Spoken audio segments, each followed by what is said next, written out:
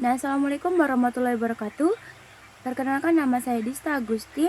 Jadi di sini saya akan menjelaskan tentang identitas nasional, integrasi nasional, dan nilai dan norma, terus perilaku konstitusi dan konstitusionalisme, penduduk, warga negara dan kewarganegaraan, serta hak dan kewajiban. Nah, di sini saya akan menjelaskan pertama-tama tentang identitas nasional. Nah, jadi identitas nasional itu adalah jati diri atau ciri khas suatu bangsa yang membedakan bangsa tersebut dengan bangsa lain. Nah, identitas ini penting karena menjadi pegangan dalam kehidupan berbangsa dan berbangsa dan bernegara.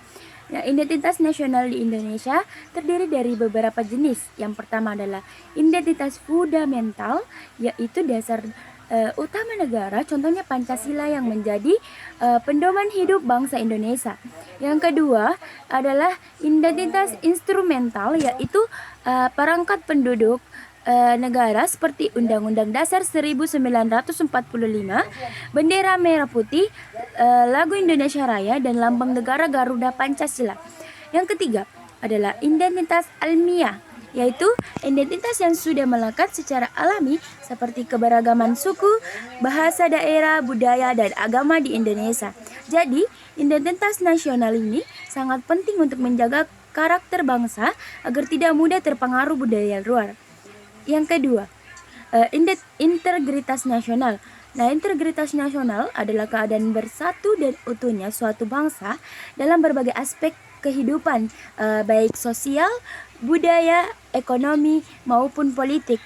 Nah, fungsi integritas nasional antara lain menjaga keutuhan negara, memperkuat rasa persatuan dan kesatuan, mencegah terjadinya konflik dan perpecahan.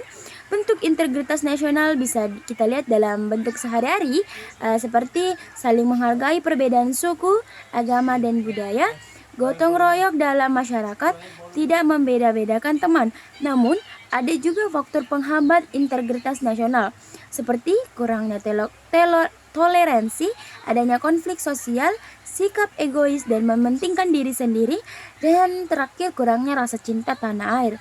Nah, maka dari itu, kita sebagai generasi muda harus menjaga integritas nasional dengan cara menghargai perbedaan dan menjaga kesatuan.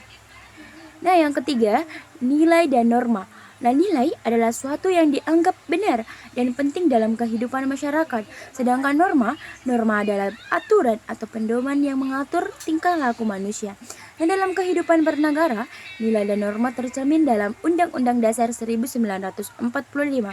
Nah, nilai-nilai yang terkandung antara lain nilai ketuhanan, percaya kepada Tuhan, nilai kemanusiaan, saling menghargai sesama manusia, nilai persatuan, menjaga keutuhan bangsa, nilai demokrasi, musyawarat dalam mengambil keputusan, nilai keadilan, bersikap adil kepada semua orang. Sedangkan norma yang berlaku di masyarakat meliputi norma agama, norma hukum, norma sosial, norma kesusilaan. Nah, jadi nilai dan norma ini sangat penting untuk mengatur kehidupan agar terbit dalam harmonis. Nah, yang keempat, perilaku konstitusi dan konstitusionalisme. Nah, perilaku konstitusi adalah sikap atau tindakan yang sesuai dengan aturan dalam Undang-Undang Dasar 1945. Sedangkan konstitusionalisme adalah paham yang mengatakan bahwa kekuasaan pemerintah harus dibatasi oleh konstitusi agar tidak sewenang-wenang. Contoh penerapan perilaku konstitusi dalam kehidupan sehari-hari yaitu: pertama, mematuhi peraturan yang berlaku; 2, tidak melanggar hukum; 3, menghormati hak orang lain; 4, ikut serta dalam pemilu; 5, membayar pajak tepat waktu; 6, menjaga ketertiban umum; dan yang terakhir, mengikuti aturan di sekolah. Dengan menerapkan hal-hal tersebut, kita sudah ikut menjaga kehidupan negara yang tertib dan adil. Nah, yang 5, penduduk, warga negara, dan kewarganegaraan. Nah, penduduk adalah semua orang yang tinggal di suatu wilayah negara, baik warga negara maupun orang asing. Warga negara adalah orang yang secara hukum diakui sebagai anggota suatu negara. Sedangkan kewarganegaraan adalah status yang menunjukkan seorang sebagai warga negara.